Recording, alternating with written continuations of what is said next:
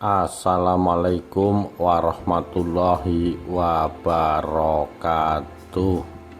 Rahayu Rahayu Sagung Dumadi. Berkumpulnya 40 wali Allah pada hari Arafah.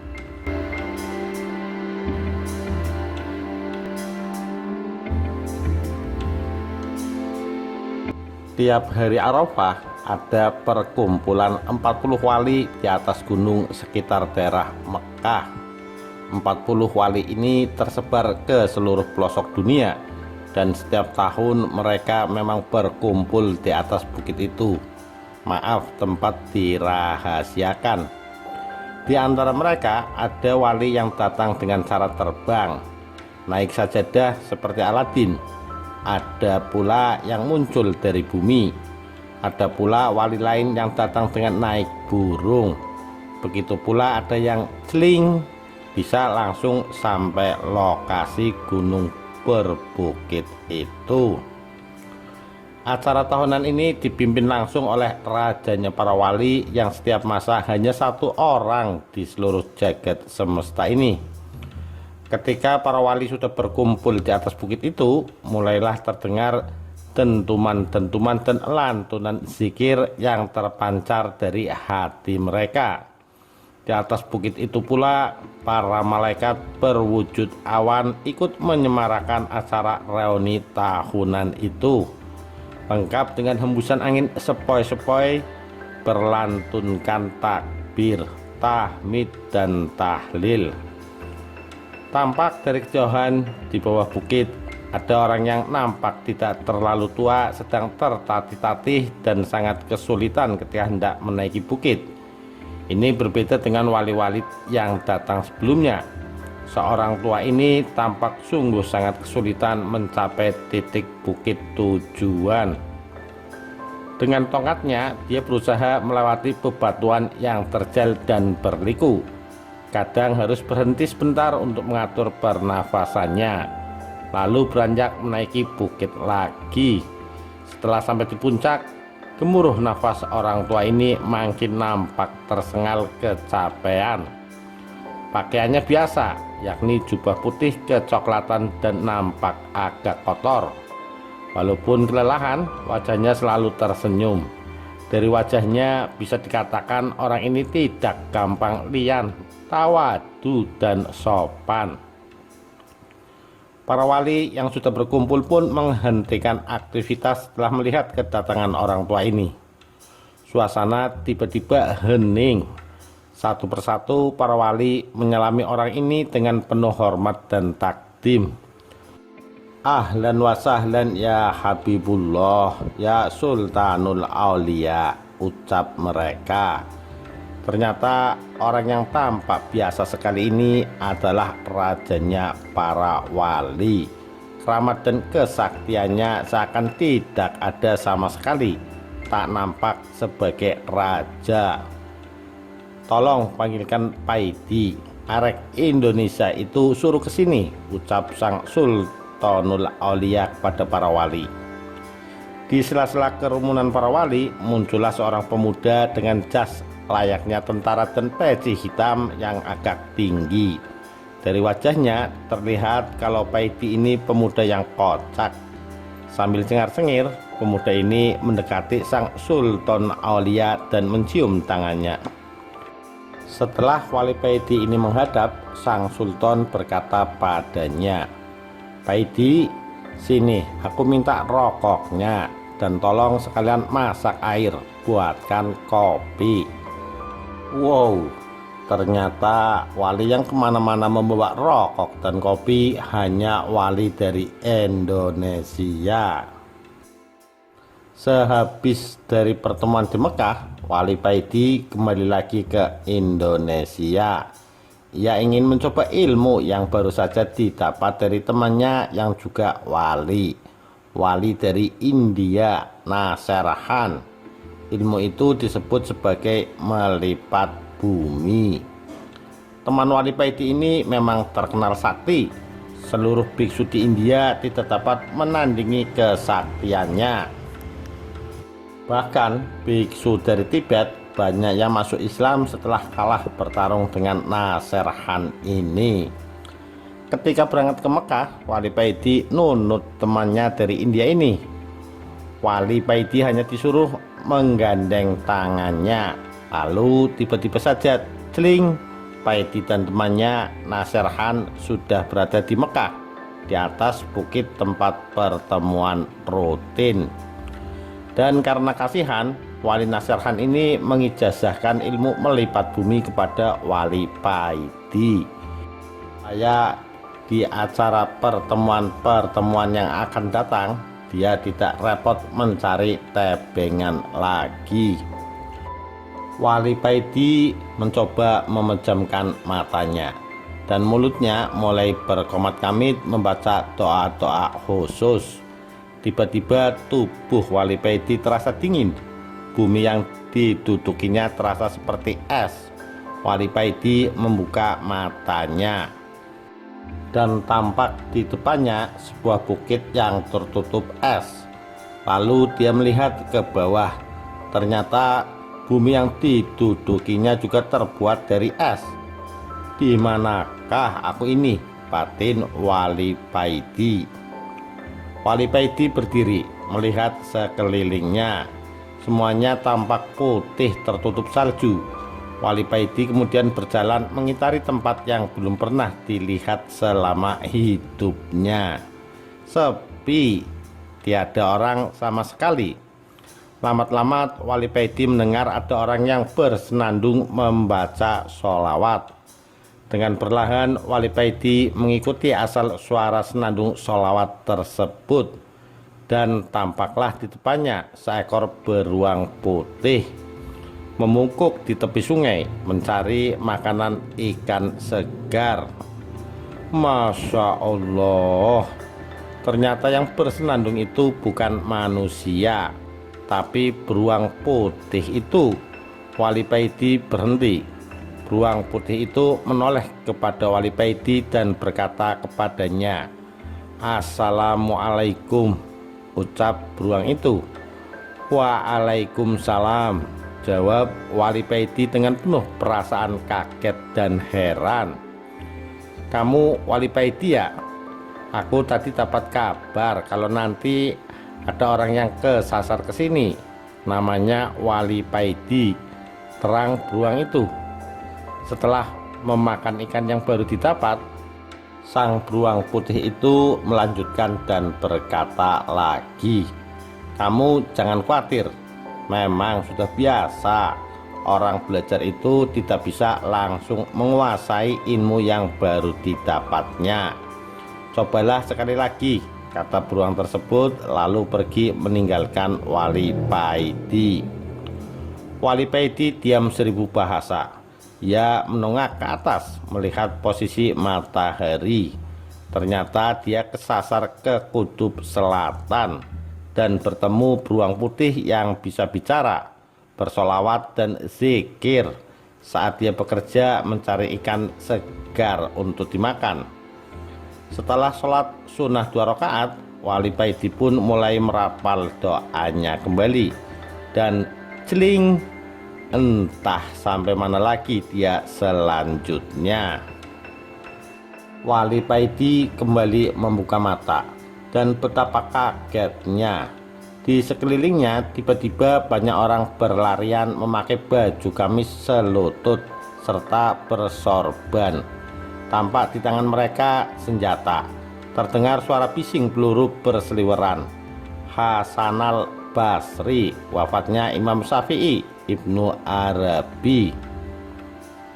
Waduh, kesasar lagi aku ini. Tadi kesasar ke kutub selatan, sekarang kesasar lagi ke Afghanistan. Kok tak kesasar ke Hollywood aja ya? Wali Paidi mengamati salah satu pasukan yang semuanya berjenggot panjang. Ia tersenyum sendiri melihat jenggot mereka. Di negara yang dikuasai Taliban ini, polisi memang tidak melakukan operasi helm, tapi operasi jenggot. Jika ada laki-laki yang tidak berjenggot, maka kena tilang. Wali Paidi berdiri berjalan mencari tempat yang agak sepi. Ia tidak suka dengan peperangan, dan karena itulah dia langsung memutuskan pergi saja. Setelah menemukan tempat sepi, Wali Paidi mulai merapal doa-doa ilmu melipat buminya. Perlahan Wali Paidi membuka matanya. Tampak di depannya sebuah rumah yang terbuat dari kayu, layaknya rumah para transmigran di luar Pulau Jawa.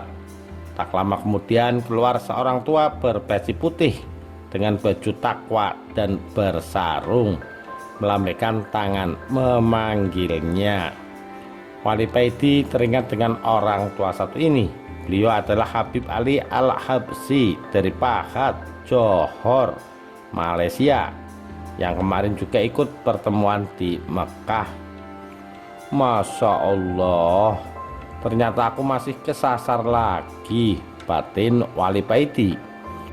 Ia melangkahkan kaki mendekati Habib Ali Al-Habsyi. Wali Paidi teringat beberapa tahun yang lalu ketika Sayyid Maliki dari Mekah mau berkunjung ke dalam Habib Ali ini. Ceritanya dalam perjalanan ke Malaysia kala itu, Sayyid Muhammad Al-Maliki tiba-tiba kangen berat dan sangat terhadap datuknya, baginda Nabi Muhammad Shallallahu Alaihi Wasallam. Setelah sampai di depan dalam, Habib Ali hanya menyuruh masuk Sayyid Maliki, sedangkan rombongan yang lain disuruh menunggu di luar. Beberapa menit kemudian Sayyid Maliki keluar berurai air mata. Sayyid Maliki menangis terseduh-seduh. Sudah terobati kangenku, ucap Sayyid Maliki di tengah air mata tangisan rindu yang belum usai. Ternyata ketika Sayyid Maliki masuk ke dalamnya Habib Ali itu, beliau dipertemukan oleh Habib Ali dengan baginda Nabi Muhammad Shallallahu Alaihi Wasallam. Subhanallah. Mari masuk nak, jangan melamun saja, ucap Habib Ali.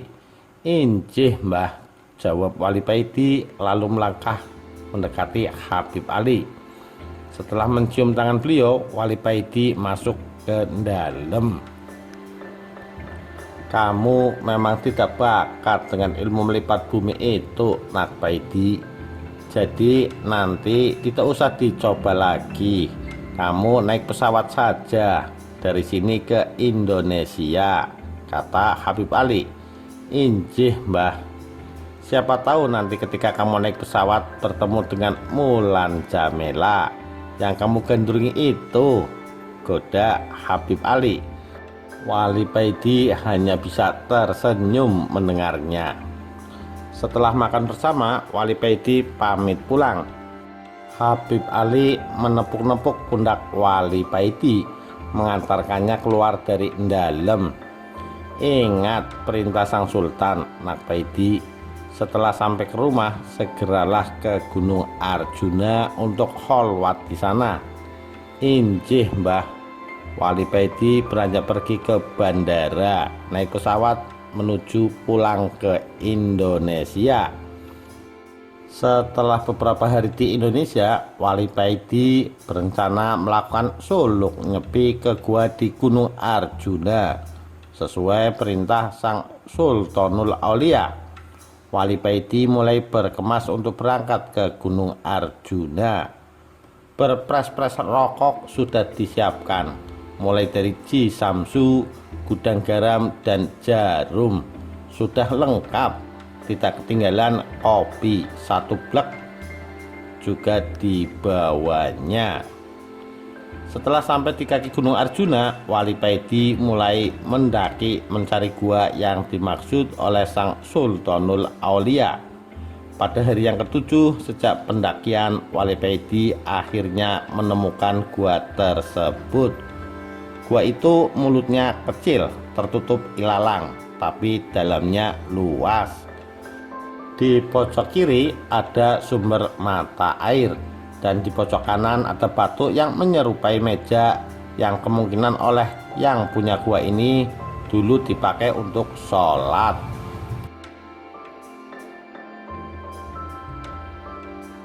Ketika mandi, hati Wali Paidi ini dengan sendirinya berpikir dengan cepat dan otomatis.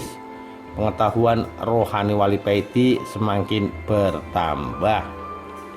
Hatinya berbunga-bunga tanpa dapat ia cegah.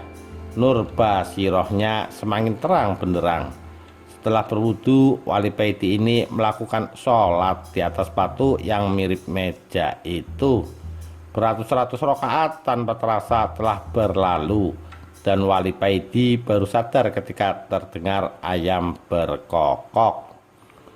Wali Paidi turun dari batu menuju tempat perbekalannya untuk membuat kopi dan duduk santai sambil merokok.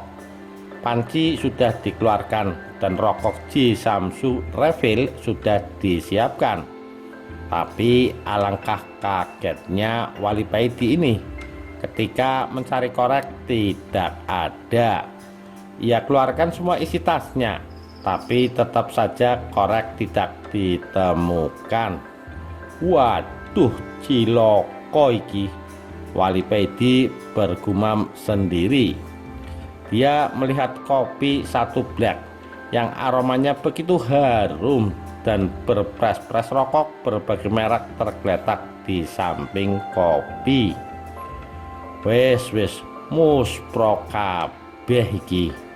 Kok bisa koreknya gak ke bawah? Kata Wali Paidi mulai kesal. 1-2 hari dilalui Wali Paidi ini tanpa kopi dan rokok. Dan pada hari yang ketiga Wali Paidi mulai tidak tahan. Hatinya semeblak ketika melihat kopi dan rokok yang terkulai tak berguna. Wali Paidi mulai membaca hizib. Semua hizib ia kerahkan. Dan setelah membaca asfa 3 kali, Wali Paidi ini mengusapkan telapak tangannya pada matanya. Dan biar seluruh alam jin dan makhluk halus lainnya tampak sangat jelas. Terlihat Wali Paidi segerombolan jin di luar gua sebelah kiri, kira-kira 10 meter dari mulut gua. Wali Paidi mendatangi bangsa jin yang terdekat dengan gua tersebut. Gerombolan jin yang melihat Wali Paidi datang tampak ketakutan. Ada yang punya korek api? Tanya Wali Paidi kepada bangsa jin. Kami nggak punya, jawab mereka. Wali Paidi langsung mengobrak-abrik tempat para jin tersebut. Para jin lari tunggang langgang dan banyak sekali yang terluka. Selanjutnya setiap tempat yang ada jin didatangi oleh Wali Paidi ini. Dan kalau ditanya jawabannya nggak punya korek api, maka Wali Paidi ini langsung mengobrak-abrik tempat tersebut. Gemparlah seluruh bangsa jin di Gunung Arjuna melihat sepak terjang Wali Paidi ini. Seluruh desa dan kota dari kerajaan jin di Gunung Arjuna ini telah diobrak-abrik oleh Wali Paidi. Nama Wali Paidi menjadi terkenal, menjadi momok yang menakutkan di kalangan bangsa jin.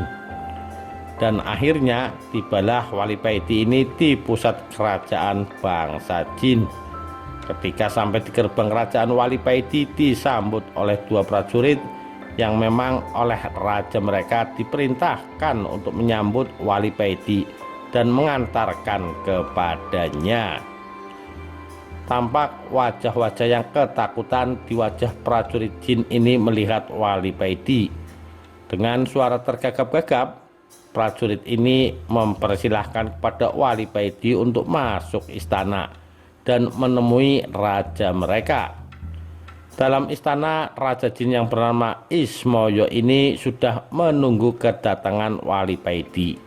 Setelah Wali Paidi masuk istana, Raja Ismoyo langsung turun dari singgasananya, menyambut langsung Wali Paidi dan mempersilahkan Wali Paidi untuk duduk di sampingnya. Dengan agak takut, Raja Ismoyo ini bertanya, "Hamba dengar Tuan Wali telah membuat geger kerajaan hamba. Tuan telah mengobrak-abrik seluruh wilayah kerajaan tanpa ada yang sanggup melawan Tuan. Apakah gerangan yang Tuan cari sehingga Tuan murka begini? Mungkin hamba bisa membantu. Wali Paidi menjawab, aku mencari korek. Apakah Anda punya? Seluruh prajurit tegang menunggu jawaban raja mereka. Senjata pedang dan tombak sudah mereka pegang dengan erat, bersiap kalau ada hal-hal yang tidak diinginkan. Seluruh prajurit tegang menunggu jawaban raja mereka. Senjata pedang dan tombak sudah mereka pegang dengan erat, bersiap kalau ada hal-hal yang tidak diinginkan. Keringat yang berbau kemenyan keluar dari pori-pori para prajurit Raja Jin, yakni Raja Ismoyo. Suasana tegang masih sangat terasa. Saking tegangnya, ada prajurit yang terkencing-kencing di celana. Tuan Wali, buat apakah korek tersebut kalau hamba boleh tahu? Tanya Raja Ismoyo. Buat menyalakan ini dan membuat ini, jawab Wali Paidi sambil menunjukkan rokok dan kopinya. Hanya untuk itu? Tanya Raja Ismoyo heran. Ya, hanya untuk ini, jawab Wali Paidi singkat. Raja Ismoyo membatin dalam hati, wali ini aneh. Masa hanya gara-gara pengen ngerokok dan ngopi saja dia telah menghancurkan kerajaanku. Dasar wali semprul. Ait, namaku Paidi, bukan semprul, sahut Wali Paidi. Ah, maaf Tuan, ternyata Tuan bisa membaca isi hati hamba. Raja Ismoyo mulai takut dan heran. Terus bagaimana sampean? Punya korek apa tidak? Tanya Wali Paidi lagi. Kalau hanya untuk menyalakan itu, pakai ini aja Tuan, jawab Raja Ismoyo sambil menjulurkan jari telunjuknya yang tiba-tiba bisa mengeluarkan api. Masya Allah, kalian kan memang terbuat dari api. Maaf, baru ingat saya, jawab Wali Paidi sambil cengengesan. Wali Paidi mendekati Raja Ismoyo, mengeluarkan sebatang rokok Jisamsu refilnya dan mulai menghisap rokoknya. Hu Allah, hu Allah. Begitulah yang terdengar ketika Wali Paidi merokok. Selanjutnya Raja Ismoyo memanggil panglimanya dan berkata kepadanya, buatkan kopi buat Tuan Wali ini, perintah Raja Ismoyo sambil mengambil kopi dari Wali Paidi dan menyerahkan kepada panglimanya. Jangan manis-manis ya, pesan Wali Paidi. Kerajaan Raja Ismoyo ini yang terkenal angker dan ditakuti bangsa jin dan manusia sekarang berubah bagaikan warung kopi pinggir jalan gara-gara Wali Paidi. Sampean tidak merokok? Tanya Wali Paidi. Tidak, jawab sang raja. Apakah sampan jin Muhammadiyah? Tanya Wali Paidi lagi. Saya tidak mengerti Tuan, jawab Raja Ismoyo heran. Maaf, agama sampean apa? Tanya Wali Paidi. Saya tidak beragama, jawab Raja Ismoyo. Oh begitu, gumam Wali Paidi. Keduanya lalu terdiam agak lama. Maaf Tuan, wirid apa yang Tuan baca sehingga Tuan tidak bisa dikalahkan oleh para prajurit saya? Tanya Raja Ismoyo penasaran.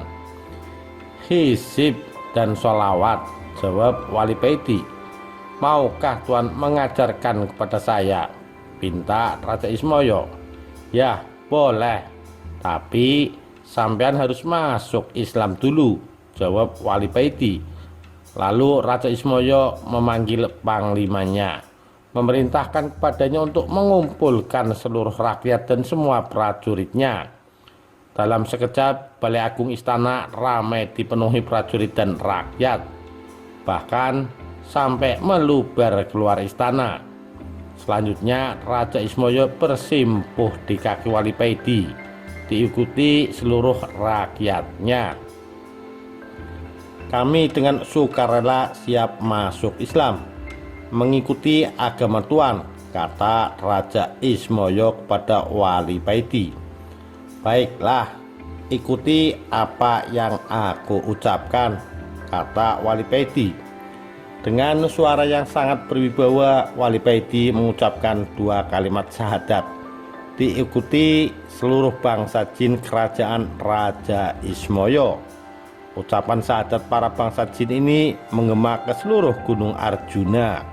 Bahkan seluruh hewan di Gunung Arjuna berhenti sejenak. Tidak ada yang bersuara mendengarkan ucapan syahadat ini. Setelah mengucapkan 2 kalimat syahadat, Wali Paidi mengajarkan pada mereka apa itu Islam dan menjabarkan arti iman secara singkat. Selanjutnya Wali Paidi tinggal di istana Raja Ismoyo guna mengajari mereka cara sholat, cara berzikir, dan lain sebagainya. Setelah beberapa minggu tinggal di istana, Wali Paidi akhirnya mohon pamit kepada Raja Ismoyo. Kami masih butuh pencerahan dari Tuan.